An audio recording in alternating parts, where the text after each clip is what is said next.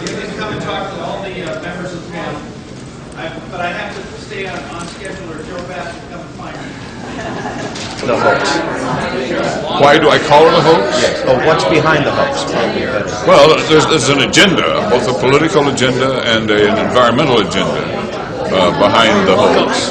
There are people who feel that our civilized nation, our advanced civilization, is runs counter to their environmental religion, as it were.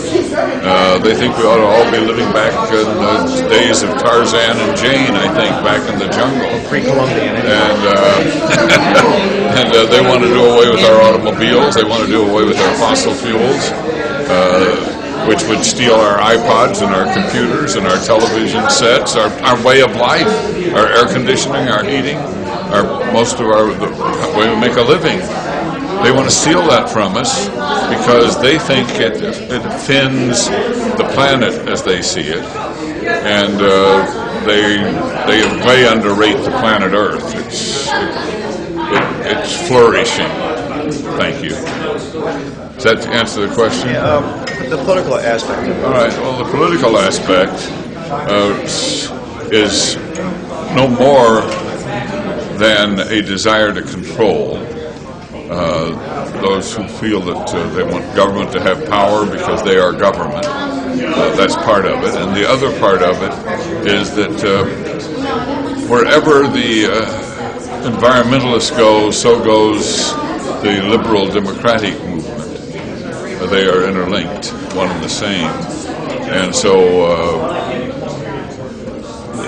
that drives the politics. And the politicians only have two things, really. I'm very cynical about it, and this is true of both political parties. They really only have two things in mind: getting reelected and building up a few $1 million for retirement.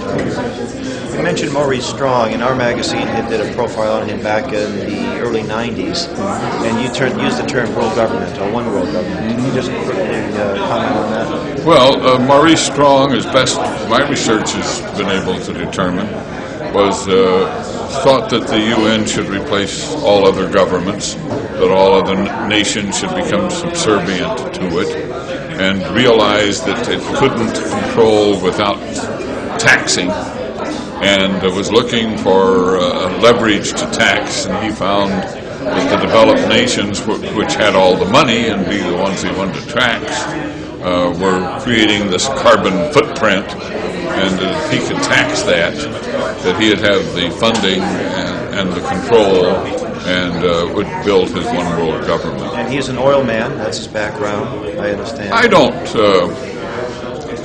He's a UN bureaucrat. That's about all I can say about him. He's, I think, close to as old as I am, and living, I think, in Shanghai, and somehow ended up with $1 million.